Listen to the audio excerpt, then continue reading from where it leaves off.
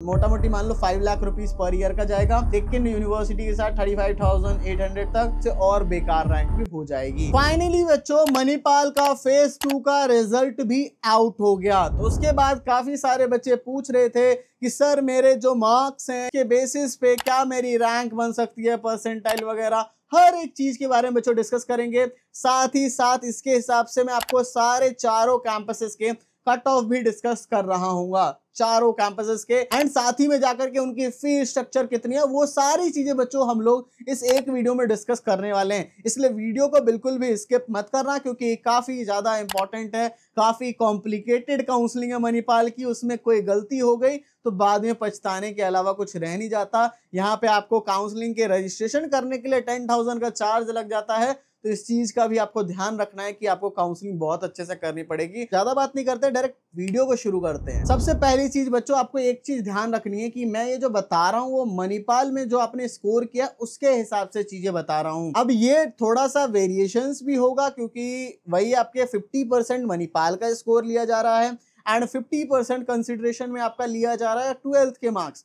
तो अगर 12th में काफी अच्छा हो गया तो जो मैं रैंक बता रहा हूं उसमें और भी इंप्रूवमेंट के चांस होंगे, और अगर 12th में अच्छा नहीं हुआ तो जो रैंक बता रहा हूं उससे और बेकार रैंक भी हो जाएगी। तो इस चीज का ध्यान रखना है। बट फॉर एन आइडिया, थोड़ा सा आइडिया देने के लिए मैं आपको ये बता देता हूं। सबसे पहली चीज है, अगर आपके 185 मार्क्स है तो 99 परसेंटाइल एंड 500 रैंक के आसपास आ सकते हैं। 165 मार्क्स अगर बन रहे हैं तो 98 परसेंटाइल 1125 के आसपास आपकी रैंक बन सकती है। 140 के आसपास अगर मार्क्स हैं तो 97 परसेंटाइल एंड 1620। ऐसी 96 परसेंटाइल के लिए 120, ऐसी 125 मार्क्स पे 96 परसेंटाइल एंड 2115। ऐसी 116 के लिए 95 परसेंटाइल एंड 2714। 104 मार्क्स के लिए 93 परसेंटाइल एंड 3790। 95 मार्क्स पे देख लो 90 परसेंटाइल एंड रैंक देख सकते हो 5225। 90 मार्क्स के लिए 87 परसेंटाइल एंड 6706। इसके अलावा आप लोग 80 का भी देख सकते हो। 80 अगर आपके मार्क्स आए हैं तो 83 परसेंटाइल एंड 8842। एंड ऐसी 70 मार्क्स आए हैं तो फिर 75 एंड 12703। ऐसी आपके 54 मार्क्स आए हैं तो 60 परसेंटाइल एंड 19,000 एंड 22 मार्क्स के आसपास आए हैं तो 36,000, 40,000, 48,000 भी रैंक धीरे धीरे करके और ज्यादा जा सकती है।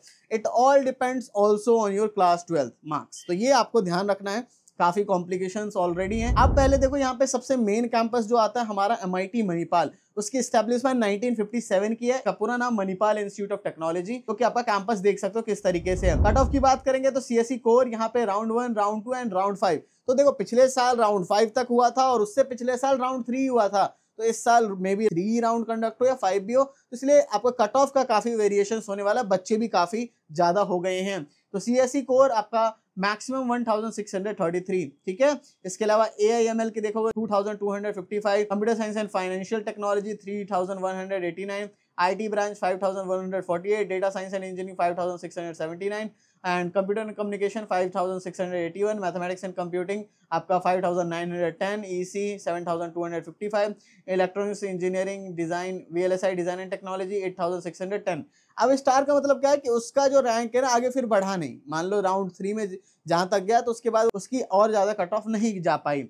Electrical and electronics engineering 14,814, aeronautical देख लो, साइबर फिजिकल सिस्टम देख लो, बायोटेक्नोलॉजी देख लो 23,000, मैकेट्रॉनिक्स देख लो 19,000, मैकेनिकल 23,000, ऑटोमोबाइल 28,000, मैकेट्रॉनिक्स का डुअल डिग्री डेक्कन यूनिवर्सिटी के साथ 35,800 तक, industrial engineering 38,000 and civil engineering 33,000 तक। मोटा मोटी बात करी जाए तो 38,000 तक भी एडमिशन मिला था। नेक्स्ट इसकी फीस की बात करेंगे तो देखो फीस इसकी थोड़ी हायर साइड होती है। अब देखो group A, group B, group C, group D और ग्रुप ई। तो ग्रुप ए में सारी CSE रिलेटेड ब्रांचेस आ जाती हैं। ग्रुप बी में आपका EC हो गया और इसके अलावा इलेक्ट्रॉनिक्स का VLSI यानी कि इलेक्ट्रॉनिक्स वाली ब्रांचेस है। ग्रुप सी में cyber physical system, electrical and electronics and group D देख लो एंड ग्रुप ई देख लो। फीस देखो अगर आपके CSE रिलेटेड है तो ग्रुप ए में 5,60,000 पर ईयर का है। ऐसी 5,21,000 ग्रुप बी का एंड ग्रुप सी का 4,52,000 एंड ग्रुप डी का 4,34,000 एंड ग्रुप ई का 3,51,000। यहाँ पे रिफंडेबल मनी 10,000 ली जाती है आपसे। बाकी हॉस्टल की फीस की देखोगे तो अराउंड 1,13,500 से मिनिमम खर्चा है एंड मैक्सिमम 1,90,000। यानी कि अगर आप CSE रिलेटेड ले रहे हो तो 25 से 26 लाख रुपए मिनिमम खर्चा, 25 to 27 लाख के अराउंड बाकी लोअर ब्रांचेस वगैरह लोगे तो 18-19 लाख में भी हो जाता है। अब बच्चों आ जाते हैं हम लोग वीडियो के मोस्ट इंपॉर्टेंट पार्ट पे, जिसको कि आपको बिल्कुल भी स्किप नहीं करना है, क्योंकि अगर ये पार्ट स्किप कर दिया तो हो सकता है आपको एक बढ़िया कैंपस की बढ़िया ब्रांच मिल सकती थी एंड आप इतने ज्यादा पैसे खर्च करके भी किसी गलत कैंपस में चले जाओगे। इसलिए इस पार्ट को बिल्कुल भी स्किप मत करना। देखो बच्चों, यहाँ पे मणिपाल की काउंसलिंग जो है वो काफी ज्यादा कॉम्प्लिकेटेड होती है। यहाँ पे आपको चॉइस फिलिंग भी थोड़ा बिल्कुल ही अलग सा प्रोसेस रहेगा। पिछले साल जो है 5 राउंड हुए, उससे पिछले साल 3 ही राउंड कंडक्ट हुए। कट ऑफ का काफी ज्यादा वेरिएशन देखने को मिलता है। बच्चा जब खुद से करता है उसको कुछ नहीं मिलता है तो रोता है, क्योंकि यहाँ पे 10,000 रुपीज भी आपको रजिस्ट्रेशन काउंसलिंग के लिए देना पड़ता है। और इस वजह से जाकर के अगर आपको अच्छा नहीं मिला, कॉलेज में तो 25-25 लाख रुपए आपके खर्च होने वाले हैं, लेकिन उसके लिए आप बाद में रिग्रेटमेंट ना हो। काश उस टाइम पे मैंने जो सर की बात सुनी थी वो मान लेता। तो देखो बच्चों, हमारी यहाँ पे आती है पेड काउंसलिंग। पेड काउंसलिंग के अंदर हम लोग गारंटी करते हैं कि आपकी रैंक पे जो बेस्ट कैंपस है, उसकी जो बेस्ट ब्रांच है, वो हम आपको दिलाने वाले हैं। क्यों? क्योंकि हम लोग 7 ईयर से ज्यादा, 7 से 8 साल हो चुके हैं हम लोग काउंसलिंग कराते हुए। इतना होने के बाद जाकर के हमारे पास पूरा ऑफिशियल डेटा रहता है कि किस बच्चे को कैसा क्या मिल सकता है, किस राउंड में क्या मिल सकता है, किस तरीके से प्रायोरिटी बैठाई जाए कि आपको बढ़िया से बढ़िया मिल जाए। तो ये आपको अगर चाहिए तो हमारी पेड काउंसलिंग के बच्चों पहले फीचर समझ लेते हैं। सबसे पहली चीज होती है कि हमारा एक पर्सनल मेंटर होगा, ठीक है। वो पर्सनल मेंटर से आपकी जो भी डाउट्स वगैरह हर एक चीज आप लोग क्लियर कर सकते हो। उनकी तरफ से ही आपको कॉल आएगा, यानी कि कॉल सपोर्ट रहेगा। कभी भी कोई दिक्कत वगैरह आती है तो आप लोग कॉल करके सारी चीजें पूछ सकते हो। इसके बाद जाकर के आपकी पर्सनलाइज चॉइस फिलिंग कराई जाएगी। आपकी जो रैंक आई है, दैट्स द यूनिक रैंक, ठीक है। और इस पे आपकी पर्सनलाइज चॉइस फिलिंग होने वाली है। और साथ ही साथ एक आपको व्हाट्सएप ग्रुप में भी ज्वाइन करवा दिया जाएगा, जहां पे वो सारे बच्चे होंगे जो भी मणिपाल के अंदर जाने वाले, यानी कि वो सारे फ्रेंड्स भी आपके पहले से ही बन जाएंगे। इन सभी चीजों के लिए हमारा कितना चार्ज रहता है, इसके लिए अभी हम लोग ओनली 2499 में शुरुआत कर रहे हैं। ओनली 2499। टीम कह रही थी 2999 से शुरू करो क्योंकि काफी कॉम्प्लिकेटेड है, काफी लंबी चलती है, बट मैंने कहा कि शुरू के 50 स्टूडेंट्स को ये मौका देते हैं हम लोग 2499 अभी आपके 50 स्टूडेंट्स के। इसके बाद तो जैसे ही 50 ऊपर होगा देख लेना आप लोग 2999 होगा, और 100 होता ही उसके बाद जाकर के इसका 3499 या 3999 हो जाएगा। क्योंकि बच्चों यही है कि ज्यादा बच्चे ज्वाइन करेंगे, ऑब्वियसली मेंटर को एक्सपैंड करना पड़ता है, तो इसलिए ये वाली बात है। तो इसलिए जल्दी से जाओ, जल्दी से ज्वाइन कर लो, क्योंकि हो सकता है आज वीडियो डली है तो आज या फिर 1-2 दिन के अंदर ये 50 बच्चे कंप्लीट हो जाएंगे, उसके बाद फीस बढ़ जाएगी। तो जितना जल्दी है उतना जल्दी जाकर के ज्वाइन कर लेना है। इसके बाद बच्चों, अगर कोई बच्चा ऑफलाइन विजिट कर सकता है काउंसलिंग के लिए, दिल्ली एनसीआर के आसपास रहता है, तभी वो स्लॉट बुक कर सकता है। और यहाँ पे आने के लिए आपके मिनिमम 2 काउंसलिंग आप अगर करवाते हो तो 10,000 रुपीज होता है। अनलिमिटेड 2 से जितने भी ज्यादा 3, 4, 5 जितना भी कराना चाहो तो उसके लिए 20,000 चार्ज होता है। एंड साथ ही में एक और चीज लिखी हुई है यहाँ पे कि अगर आप लोग वहां आते हो, हमारे काउंसलर से, एक्सपर्ट से बात करने के बाद आपका पूरा 1 आवर से ज्यादा दिया जाएगा। सेटिस्फाई हो जाते हो, अगर इनरोल नहीं करते हो ऑफलाइन काउंसलिंग में, तो आपको कंसल्टेंसी चार्ज 500 रुपीज देना पड़ता है। बाकी और सारे फीचर्स वगैरह रीड करके देख सकते हो। बाकी नहीं तो आप लोग ऑनलाइन तो जाकर के जरूर से ज्वाइन कर ही लेना, क्योंकि हमारे दोनों ही बेस्ट है। बाकी नेक्स्ट हमारा कैंपस आता है MIT बेंगलुरु। ये 2021 में एस्टेब्लिशमेंट है, 80 एकड़ का ही है, ना ही कोई ज्यादा बड़ा है ना ही छोटा है, बट हम ये है कि काफी अच्छे लोकेशन में है, IT हब रहने वाला है। बाकी इसका भी नाम Manipal institute of technology Bangalore में रहने वाला है। कैंपस की फोटो देख लो। कट ऑफ की बात करेंगे तो CSE core 6265, artificial intelligence CSE की specialization 7760, CSE data science 9861, computer science engineering cyber security 12207, IT 13942, EC 14354, electronics and computer engineering 16594, electronics engineering VLSI design and technology 19,000 तक। देख रहे हो तो कितनी ज्यादा हाई कट ऑफ है, मेन कैंपस से भी थोड़ी ज्यादा चली जाती है। बाकी फीस की बात करेंगे तो अराउंड 4,97,000, मोटा मोटी मान लो 5 लाख रुपीज पर ईयर का जाएगा।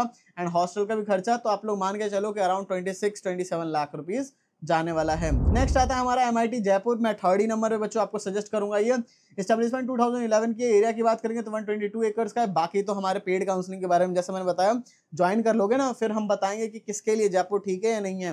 बाकी obviously this is the private and इसका पूरा नाम faculty of engineering Manipal university Jaipur रहने वाला है। बाकी कैंपस की फोटो देख लो। कट ऑफ की बात करें तो CSE को 19,857, AI एंड ML की बात करेंगे 24,524, data science 30,000, cyber security 32,000, IoT and intelligence system, ये सारी CSE की स्पेशलाइजेशन बोल रहा हूँ 47,000 तक, IT 44,000, computer and communication engineer 46,000, computer science and bio science 47,000, robotics and artificial intelligence 38,000, EC 45,000, electronics engineering 45,000, electrical and computer engineering 45,000, electrical and electronics 46,000, mechatronics 48,000, biotechnology 43,000, chemical 41 and civil 44। ठीक है, बाकी आपका इसका फीस जो रहने वाला होगा यहाँ पे भी थोड़ा डिपेंडेंट है। सीएससी रिलेटेड ब्रांचेस की 4,10,000 यानी कि इसकी फीस उन दोनों कैंपस से कंपैरेटिवली कम है। EC 3,41, 3,24 for the VLSI and mechanical engineering and और सारी जो बच गई बायोटेक्नोलॉजी ये सारी चीजें उसकी फीस है 3,09,000। बाकी हॉस्टल फीस यहाँ थोड़ी ज्यादा है, 2,61,000 आपका मिनिमम पड़ेगा 2 सीटर का पर ईयर का एंड 2,45,000 3 सीटर का, यानी कि मिनिमम 2,45,000 पर ईयर का हॉस्टल का खर्चा है। तो हॉस्टल का फीस ज्यादा है।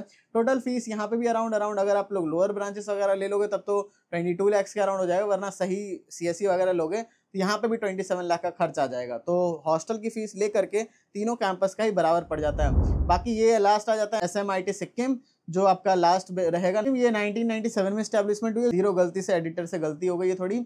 एरिया की बात करेंगे तो 35 एकड़ का है, छोटा सा कैंपस है एंड सिक्किम में रहने वाला है। कैंपस आपको देखने में थोड़ा सही लगेगा बट यहाँ पे प्लेसमेंट वगैरह उतनी अच्छी नहीं जाती है। सीएससी की बात करेंगे तो 46-47,000 रैंक तक देख रहे हो सीएससी कोर ही मिल जाता है, ठीक है ना। AIML की बात करेंगे तो फिर वही 46,000 तक, साइबर सिक्योरिटी ब्लॉकचेन वाली 34,000, data science 46,000, computer science and technology 47,000, IT 44,000, EC 34,000, electronics engineering VLSI design and technology 33,000, electrical and electronics 35,000, mechanical 43,000, civil 34,000। ठीक है, बाकी इसकी फीस भी अराउंड 16 to 18 लाख जाने वाली है। बाकी बच्चों मैंने सारी चीजें समझा दी, ध्यान से काउंसलिंग सपोर्ट में जाकर एनरोल कर लो क्योंकि ये 50 स्टूडेंट्स हो सकता है आज या कल हो जाएंगे या विद इन कुछ आवर्स के अंदर हो जाएंगे। फिर इसकी 2499 फीस से 2,999 हो जाएगी आफ्टर द 50 स्टूडेंट्स। तो जल्दी से ज्वाइन करें ना। सो बच्चों thank you for watching this video. जय हिंद, जय भारत।